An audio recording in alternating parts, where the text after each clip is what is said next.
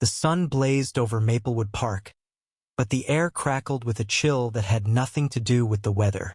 Karen Mitchell, a local real estate agent known for her sharp tongue and sharper ambition, stood with her arms crossed, her designer sunglasses glinting.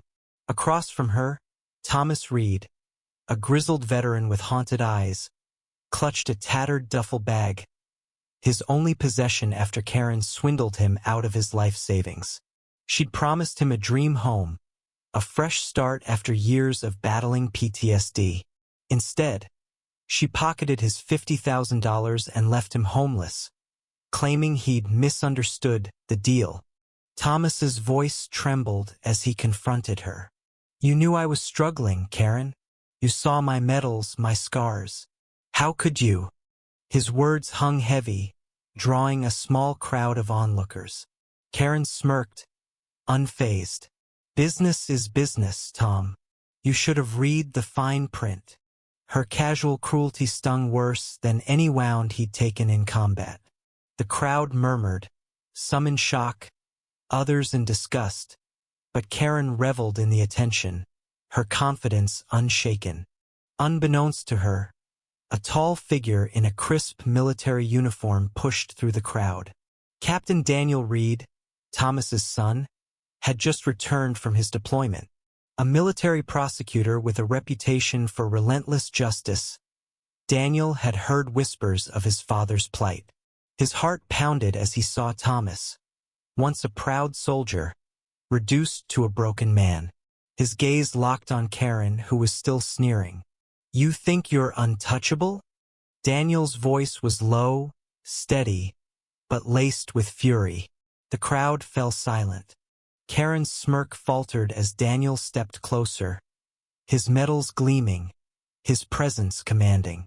"You preyed on a veteran with PTSD, my father, knowing he couldn't fight back.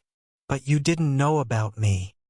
He pulled out a folder, legal documents spilling out evidence of her fraud, meticulously gathered.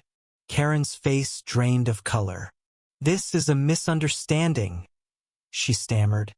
But the crowd's murmurs turned to jeers. She'd underestimated Thomas, and now she'd underestimated his son. The confrontation escalated as Daniel laid out her crimes. Forged contracts, doctored emails, a trail of deceit that left Thomas destitute. Karen tried to flee, but the crowd closed in, their sympathy now with the Reeds. Thomas, tears streaming, spoke softly. "I just wanted a home, Karen, a place to heal." His words cut deeper than any accusation. Daniel's jaw tightened, torn between rage and duty. He could destroy Karen in court, but no verdict could restore his father's peace. In the end, Karen was arrested, her reputation shattered.